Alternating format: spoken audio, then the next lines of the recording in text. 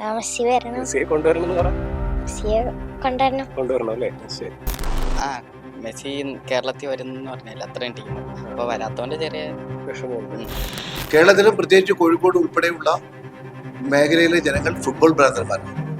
അവർക്ക് ഫുട്ബോൾ എന്ന് പറഞ്ഞാൽ മലപ്പുറത്തൊക്കെ അവർക്ക് ജീവവായു പോലെയാണ്. അപ്പൊ ഇന്ത്യയിലെ ഒരു ഗവൺമെന്റ് പോലും ചെയ്യാത്ത കാര്യം കേരളത്തിലെ ഇരട്ടച്ചങ്കനായ കേരളത്തിലെ മുഖ്യമന്ത്രിക്കും ഇതുപോലെ വിടുവായത്തം പറയുന്ന കേരളത്തിലെ സ്പോർട്സ് മന്ത്രിക്കും ചെയ്യാൻ സാധിക്കുമെന്ന് ഹുങ്ക് പറഞ്ഞാണ് ഒരു വർഷമായി നമ്മളെ പറ്റിച്ചുകൊണ്ടിരിക്കുന്നത്. കേരളത്തിലെ ജനങ്ങളെ വിഡ്ഢികളാക്കുകയും ആ വിഡ്ഢികളാക്കി അതിൽ സന്തോഷിക്കുകയും ചെയ്യുന്ന ഒരു ഏറ്റവും വലിയ ഒരു ഫ്യൂഡലിസ്റ്റ് നിലപാടാണ് കേരളത്തിലെ ഗവൺമെന്റ്, പ്രത്യേകിച്ച് കായിക വകുപ്പ് കേരളത്തിലെ ജനങ്ങളോട് ചെയ്തിട്ടുണ്ട്. നമ്മള് ടി വിയിലെല്ലാം കളി കാണുന്നത് ഇവിടെ എത്തുമ്പോൾ നമുക്ക് നേരിട്ട് അവരെ കാണാനും അവരെ കളി കാണാനും പറ്റില്ലോ. എത്താത്തതിൽ വളരെയധികം വിഷമമുണ്ട്.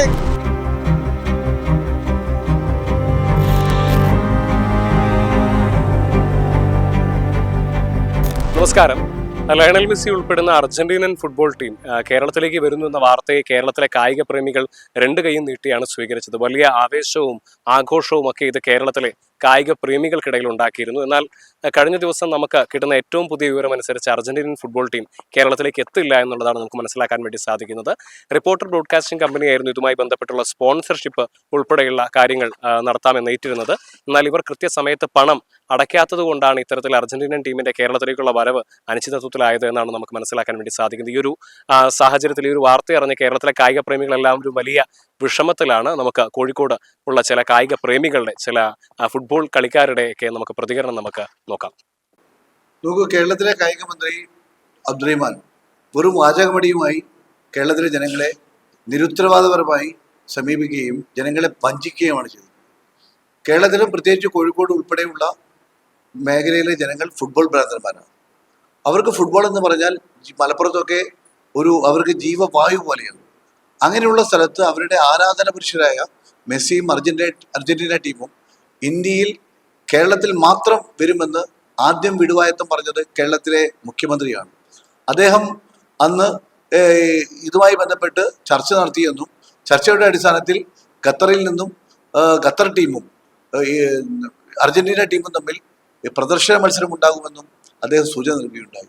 ഇന്ത്യയിലെ ഓൾ ഇന്ത്യ ഫുട്ബോൾ ഫെഡറേഷന് പോലും സാധിക്കാത്ത അത്രയും ഭീമമായ തുക ചെലവഴിക്കാൻ പറ്റില്ല എന്ന് അവർ അറിയിച്ചത് കൊണ്ടാണ് ഇന്ത്യയിലെ പ്രദർശന മത്സരം പോലും അർജന്റീന ടീം അവർ ക്യാൻസൽ ചെയ്തത് എന്ന് നമ്മൾ യാഥാർത്ഥ്യം അറിയുന്നു. അപ്പോൾ ഇന്ത്യയിലെ ഒരു ഗവൺമെന്റ് പോലും ചെയ്യാത്ത കാര്യം കേരളത്തിലെ ഇരട്ടച്ചങ്കനായ കേരളത്തിലെ മുഖ്യമന്ത്രിക്കും ഇതുപോലെ വിടുവായത്തം പറയുന്ന കേരളത്തിലെ സ്പോർട്സ് മന്ത്രിക്കും ചെയ്യാൻ സാധിക്കുമെന്ന് ഹുങ്ക് പറഞ്ഞാണ് ഒരു വർഷമായി നമ്മളെ പറ്റിച്ചുകൊണ്ടിരിക്കുന്നത്.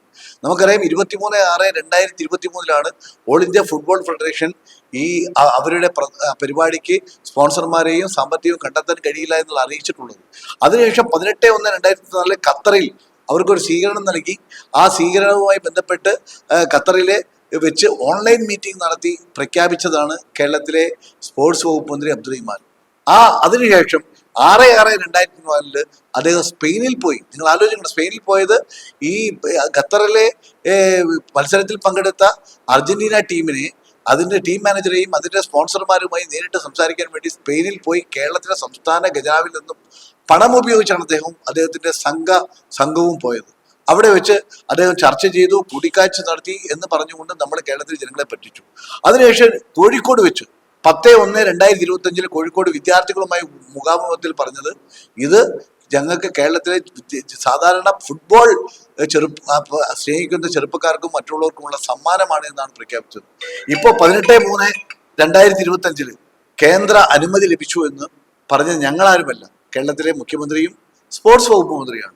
അന്ന് പറഞ്ഞത് എന്താ? സംസ്ഥാന കേന്ദ്ര സ്പോർട്സ് വകുപ്പിന്റെയും അതുപോലെ തന്നെ റിസർവ് ബാങ്കിന്റെയും അനുമതി ലഭിച്ചു എന്നാണ് പറഞ്ഞത്.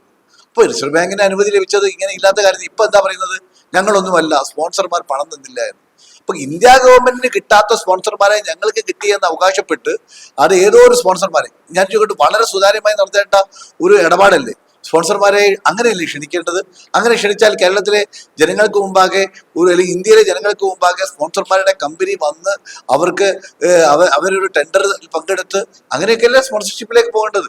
അതൊന്നും ചെയ്യാതെ ഞങ്ങൾ ഇതാ സ്പോൺസറെ കണ്ടെത്തി എന്ന് പറഞ്ഞുകൊണ്ട് മുന്നോട്ട് വരികയും ഇപ്പോൾ സ്പോൺസർമാർ പണമടച്ചില്ല എന്ന് കൈ ഒഴുകുകയും ചെയ്യുന്നത് കേരളത്തിലെ ജനങ്ങളെ വിഡ്ഢികളാക്കുകയും ആ വിഡ്ഢികളാക്കി അതിൽ സന്തോഷിക്കുകയും ചെയ്യുന്ന ഒരു ഏറ്റവും വലിയ ഒരു ഫ്യൂഡലിസ്റ്റ് നിലപാടാണ് കേരളത്തിലെ ഗവൺമെന്റ്, പ്രത്യേകിച്ച് കായിക വകുപ്പ് കേരളത്തിലെ ജനങ്ങളോട് ചെയ്തുകൊണ്ടിരിക്കുന്നത്. ഇതൊരിക്കലും നീതീകരിക്കാൻ കഴിയാത്ത അക്ഷന്തവ്യമായ ഒരു തെറ്റായി തന്നെ നമുക്ക് പറയാം. മിസ്സായ മെസ്സി, അത് നിങ്ങൾക്കൊരു വാക്കുകൊണ്ട് ഞാൻ വന്നില്ല അല്ലെങ്കിൽ സ്പോൺസർമാർ ചതിച്ചു എന്ന് പറഞ്ഞാൽ കേരളത്തിലെ എത്ര ലക്ഷം ജനങ്ങളാണ് അത് ആഗ്രഹിച്ചത്? ആ ഒരു സ്വപ്ന മത്സരം, അത് അർജന്റീനയും മെസ്സി ഉൾപ്പെടെയുള്ള അർജന്റീനയും ഖത്തറുമായുള്ള മത്സരം, അത് സ്വപ്നം കണ്ട് എത്ര ഫുട്ബോൾ ഭ്രാന്തന്മാർ എത്ര ദിവസം രാവ് പകലാക്കി അവർ സ്വപ്നം കണ്ടു. ആ സ്വപ്നത്തിനും അവരുടെ പ്രതീക്ഷയ്ക്കുമൊക്കെ ആരുത്തരം പറയും? നമ്മൾ ഇത് പറയുന്നത് സാധാരണ മനുഷ്യരാണോ? കേരളത്തിലെ സ്പോർട്സ് മന്ത്രിയായി വിടുവായത്തിനായ ഒരു ചെങ്ങാതിയാണോ കേരളത്തിലെ സ്പോർട്സ് മന്ത്രിയാക്കേണ്ടത്?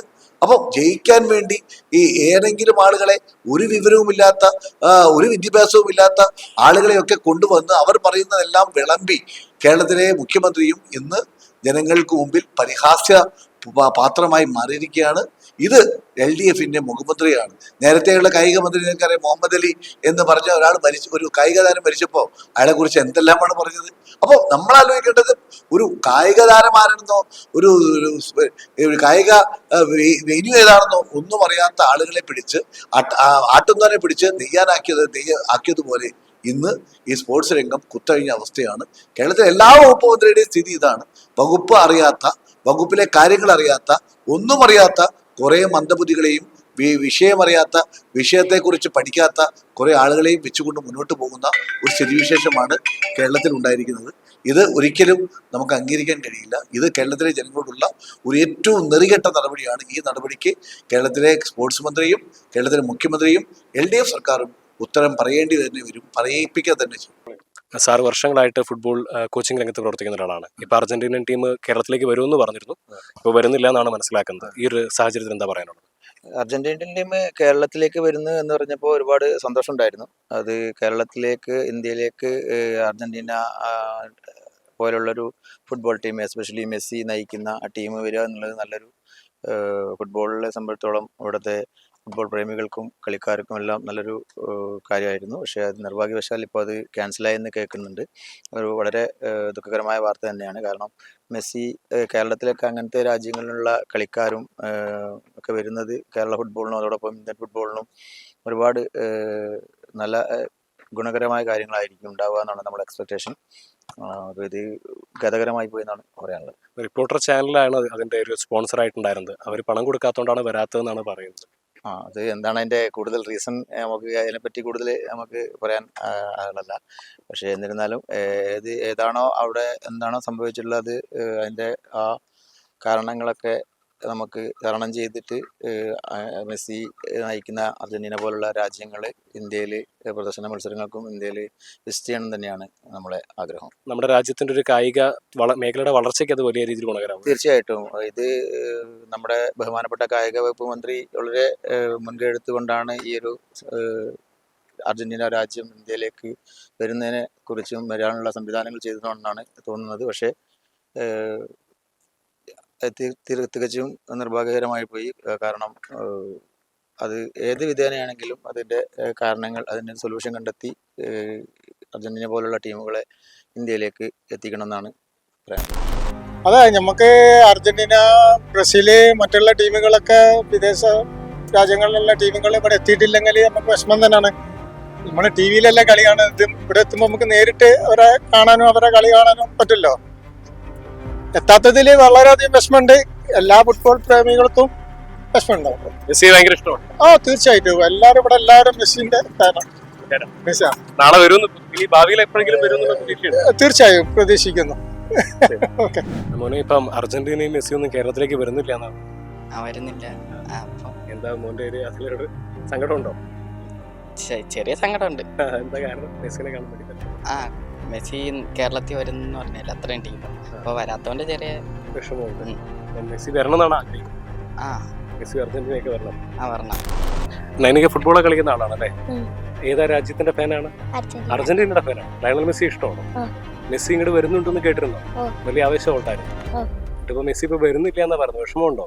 ഉണ്ട്. എന്താ വിഷമം? എന്ത് ചെറുതായിട്ട് എന്താ വിഷമം? മെസ്സിയെ കാണാൻ വേണ്ടി പറ്റില്ല, ഉം. അതിന്റെ വിഷമമാണോ? ആ. അപ്പൊ സർക്കാരിനോട് പറയട്ടെ മെസ്സി വരണം എന്നല്ലേ പറയണ്ടേ? ഉം. സാർ പറയും, മെസ്സി വരണം. മെസ്സിയെ കൊണ്ടുവരണം എന്ന് പറ. മെസ്സിയെ കൊണ്ടുവരണം. കൊണ്ടുവരണം അല്ലേ? ശരി. എന്താ മോന്റെ പേര്? നൈതിക്. നൈതിക ഏത് രാജ്യത്തിന്റെ ഫാനാണ്? ബ്രസീൽ. ബ്രസീലാണ്. ഇപ്പൊ അർജന്റീന മെസ്സി കേരളത്തിലേക്ക് വരുന്നു എന്നല്ലേ പറഞ്ഞു, കേട്ടിട്ടുണ്ടായിരുന്നോ? ഓ. അർജന്റീന ഇപ്പൊ വരുന്നില്ല എന്നാ പറയും. ആ, എന്താ ഇപ്പൊ അർജന്റീന വരാത്ത വിഷമമുണ്ടാ? കുറച്ച്. എന്താ മെസ്സിനെ കാണാൻ വേണ്ടി പറ്റാത്തോണ്ടാ? ആ. ശരി. മോനെ ക്ലാസ്സിൽ പഠിക്കുന്നത്? 2 2ാം ക്ലാസ്സിൽ. ഫുട്ബോൾ നന്നായിട്ട് കളിക്കുന്നുണ്ട്. ഓ.